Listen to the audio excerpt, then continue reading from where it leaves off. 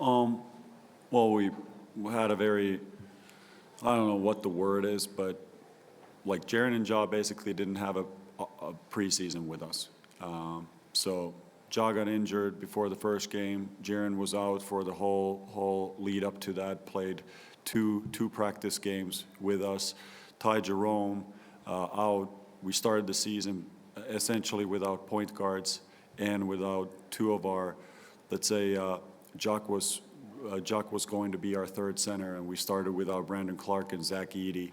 That just put us in a very, very difficult spot early on, where we had to not only find a groove within the different lineups and different type of system from before, but also in different roles that those players were in before and bigger roles. So there were a multitude of things that set us back, but like what we did was just keep working, and all the credit goes to the guys that they've been working day after day, week after week, and we've been trying to turn that into a positive and into a strength. So instead of feel sorry for ourselves and figure out alibis why this won't work, we just put our working hats on and just try to make it work and figure out solutions game by game how we can make it better. And it looks very different than most teams play right now, and that's because also the guys' skill sets and how they interact with each other is very different. So no real magic tricks, just a lot of work and analysis and then synthesis into a game. Could you also talk about your personal growth now being with your international background, being successful in Europe, coming over here, now being a head coach over here? Was there also a transitional period for you personally and your personal growth up to this point? Can you maybe tell us what you learned about yourself and about being a coach in the NBA up to this point? I mean, you try to grow all the time. So whether it is in Germany, in France, in Finland, or in the US, or in whatever league you're in, that's the idea.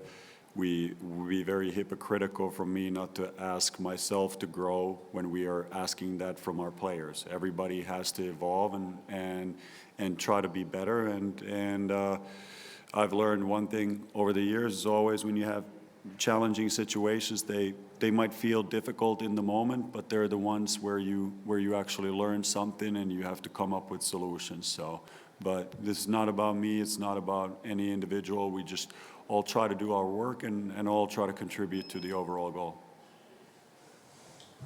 You got a bench player with 27. Can you talk about the significance of Cam's performance, how he helped you tonight? Yeah, not just tonight.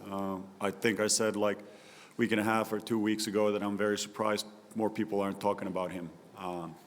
He's been just tremendous, and again, you got to look at it like I have noticed there's a tendency in the NBA to talk about the individual and what the individual is doing. But if you would ask Cam, he would be the first one to say that because the unit is very functional that they're playing. The guys, he loves playing with those guys.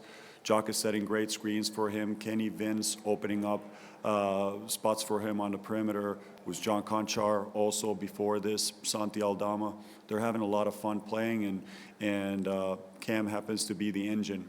In that unit, he's a lot of times tasked with the on-ball duties, and that's something he hadn't really done before this summer. And he's one of those guys who's expanded his skill set and carved out a different type of niche, and now just his value in terms of the league is completely different now because he was a shooting specialist, an off-ball shooter, and now he's a guy who can make decisions on ball, and you can play him next to another handler. So that he's really broadened his skill set and just doing a really high level job right now. And I bet like he's a featured player right now on the opposing scouting reports, and that says a lot. That says a lot about him. Oh, Coach, coming into a full training camp this season, what did you kind of see with Ja and Jaren as far as what they probably needed to build a team? What did you kind of see as a coach, what you felt like they needed to have around them to be successful? I mean, we were in the same, excuse me, we were in the same team the whole last season. So there weren't like big surprises. We kind of knew the type of ecosystem they've been successful in.